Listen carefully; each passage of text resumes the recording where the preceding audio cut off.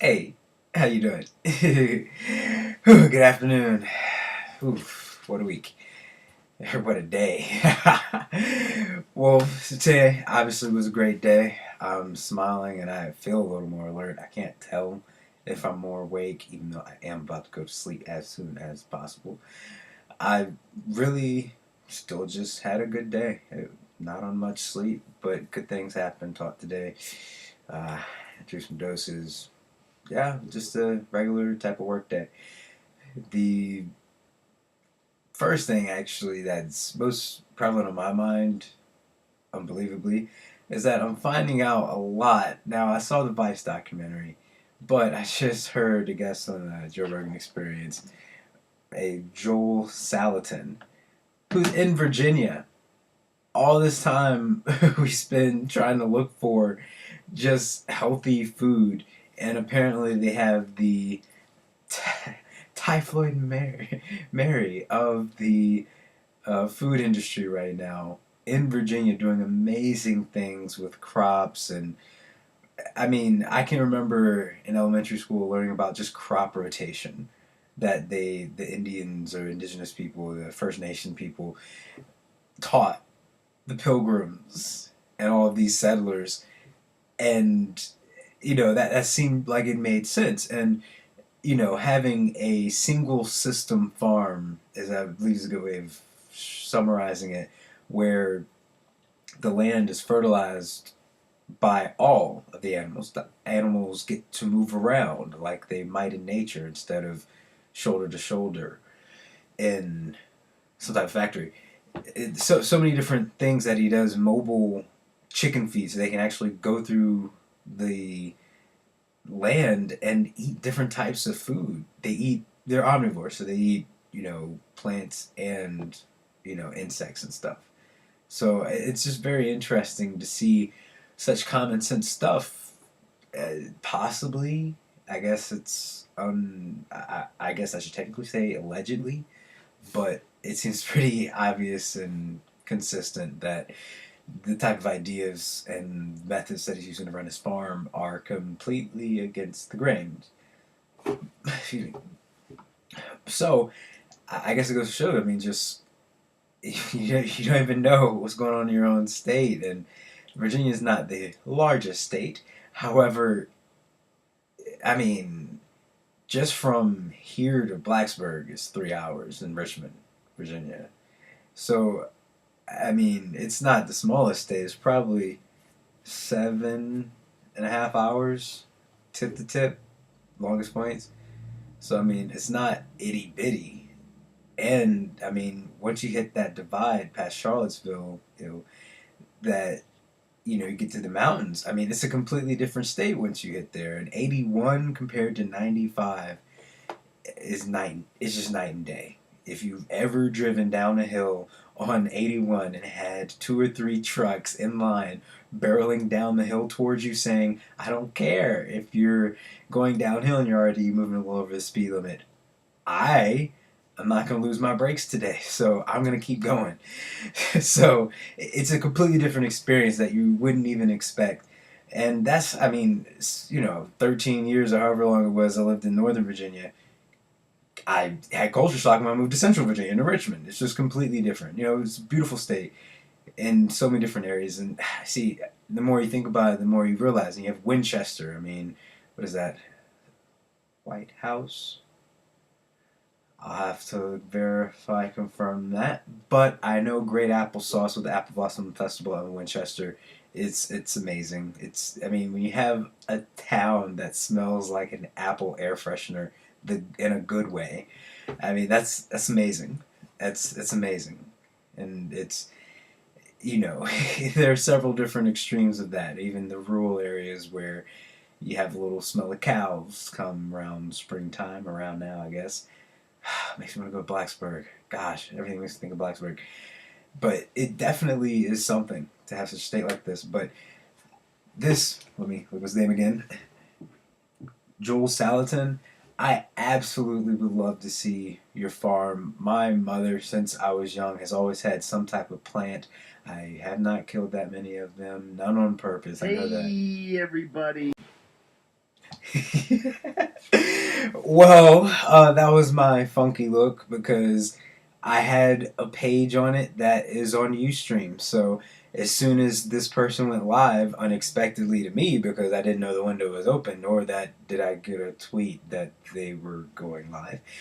But the same person I was just talking about, as a matter of fact, I wonder who this guest is. See, that's how far behind I am. But anyway, essentially, I had a another podcast start recording live at the same time that I was recording my little bit. So this one will be in two parts. Maybe I'll put them together. Maybe they are together already. See, magic. So whatever I was saying, I really would like to one day see this farm. My mother has had plants, and they had a garden when they lived out in Beaver Dam. Yes, there's a place called Beaver Dam in Virginia, and it really, it really reconnected you to actually eating great vegetables. And I mean, they didn't purposefully try to make it organic or extremely healthy, but it inherently was. It just was in a better situation. I don't know if the well water or, I mean, just what it was. It just turned out well, and you really get an appreciation for it. And even some of the co-ops around here that I know people get huge oranges from, and giant squash and intimidating cucumbers, like just a bunch of stuff. So it's really cool to know that you have that type of variety in your area, and they always tell you that you should eat local, and it makes sense to. I just don't feel as though I'm losing anything by doing that. It has been difficult for me to figure out what exactly my into cooking well and healthily, how that will go down, how it will happen. But I look forward to figuring it out as soon as I get some type of situation going where I'm not exhausted most of the day, afternoons, evenings. you know, it could be done. It can be done very well, I think, and without too much, without going too extreme. I'm not trying to go vegan or vegetarian. I know that for I think a couple months I went, maybe a few weeks, whatever it was, something around that time, around like that, whatever it was. I went vegetarian, and after I felt weak the first few days, realizing that I just have to eat more of it. But once I just started eating more, I felt great. I mean, I thank my mom and dad for that, because that I would have never wanted to. It's not my type of thing. So I appreciated the opportunity, and like I said, my body felt great. I felt like I had more energy. Felt like I was sleeping better, and that was huge because I think I was even working an overnight job then, or an actual overnight job, going in at 10 or something, getting off at 8. But it absolutely, it changed my perception of the world. I felt like I had more energy. I could do more stuff during the day. I started writing during that period. I mean, it just amazing, amazing. So all that said, I would like to see some technique out there that is different from the norm, effective, and interesting, which absolutely his farm fits the bill. And maybe take my mom out there. She'd probably appreciate it, see some new tactics. And I know she's trying to move back toward the country again so she can have her farms and her chickens. And, it really looks like a fun thing to do. And it's in Virginia. So, one of these days, we'll take a field trip. Maybe take a new camera out there. Maybe I'm on the phone. But either way, I'm going to document it somehow, because I do love just being in nature, even though I haven't really been in nature much during my adult life.